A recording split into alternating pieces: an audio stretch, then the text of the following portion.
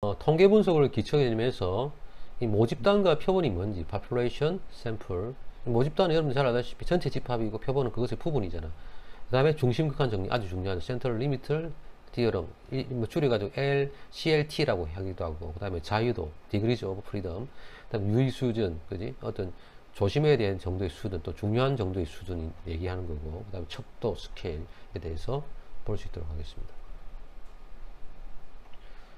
자, 봅시다. 뭐 통계학을 배운 사람들, 경제 통계를 배운 사람들은 뭐 잘 알 텐데, 자, 먼저 봅시다. 모집단은 뭐냐? population이라고 그러고, 그지? 통계적 관찰 대상이 되는 어떤 개체의 전체 집합. 개체 보면 예를 들어서 그런 거잖아. 조사 대상이잖아요, 그지? 예를 들어서 어떤 뭐 우리나라 사람들의 어떤 소득 하면은 우리나라 사람들이 소득이 뭡니까? 개체가 될 거고, 우리나라 사람 모든 사람들 다 모은 것을 갖다가 우리나라 전체 국민들의 소득을 모아놓은 게 전체 집합이 되겠지, 그지? 예, 하여튼 전체 집합이다. 개체의 전체 집합을 의미하고, 유한한 추출 단위를 지닌 유한 모집단과, 예, 숫자를 유한 모집단, 유한 집합이라는 얘기잖아, 그지? 예, 집합도 유한 집합 개수를 셀 수 있는 거.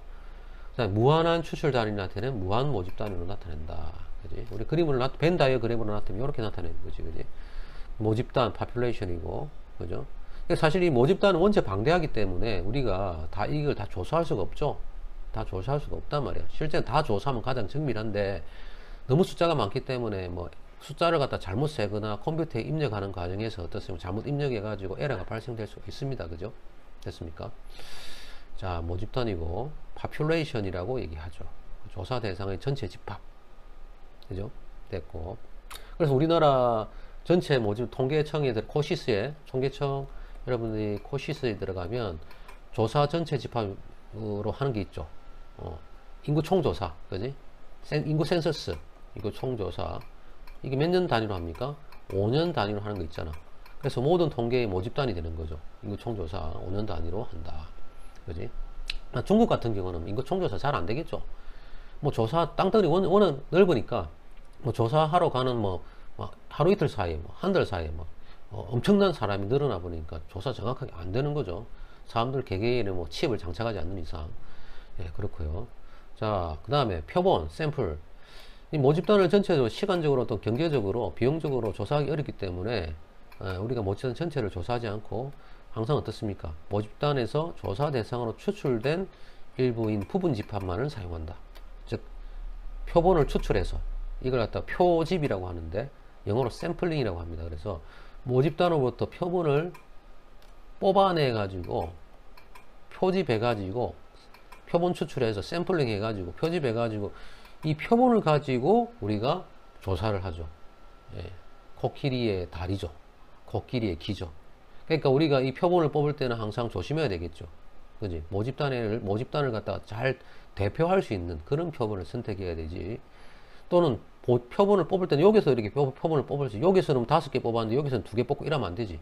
똑같은 양으로, 똑같은 표본의 개수, 즉 표본의 크기를 가지고 표본을 갖다가 끄집어내야 되고, 그지?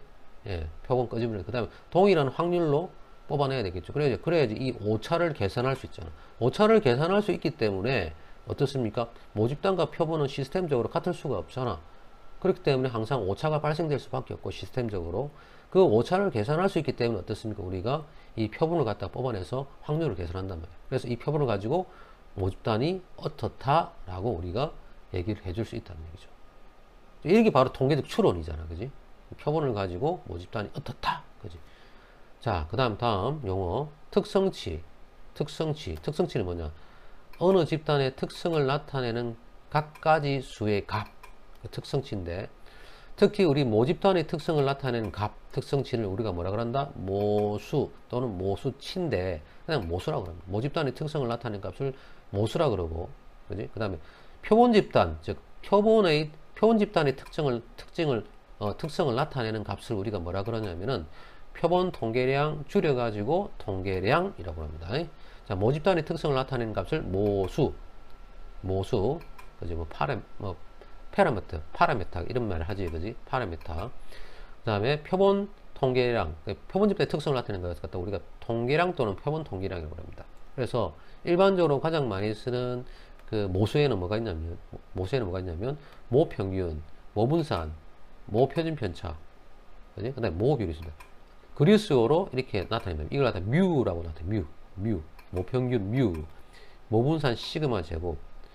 모분산에다 루트를 씌워야 되면, 그지? 루트를 씌우면 이 벗겨지지. 그래서 뭡니까? 시그마가 되지, 그지? 모 표준 편차. 모집단의 비율은 모 비율, 그지? 예를 들어서 뭐 우리나라 전체 인구 중에서 흡연하는 사람의 비율, 그지? 그게 모 비율이 되는 거고, 우리나라 사람들 중에서 흡연하는 사람들의 평균 수, 그지? 모 평균. 그 다음에 우리나라 사람들 중에서 흡연하는 사람들이 어떤 흩어지는 어떤 값들의 정도 차이, 모분산. 모분산이 크기 때문에 루트를 씌우니까 모 표준 편차. 이거 두 개는 뭐 같은 거죠. 제곱됐다는 것밖에 없지. 자, 이 모집단을 우리가 실제로 알아야 되는데, 이 모집단을 갖다가 알기가 어렵기 때문에 어떻게 합니까? 표본을 갖다가 표집해가, 즉 표집해가 샘플링해서 표본 집단에 나타나는 특성치, 즉 통계량을 가지고 모집단을 갖다가 우리가 추정해냅니다. 그래서 표본 집단의 평균을 우리가 표본 평균 X바라고 합니다. X바, 바, 알지? 바, 짝대기. 그 다음에 표본 분산, 그지? S제곱.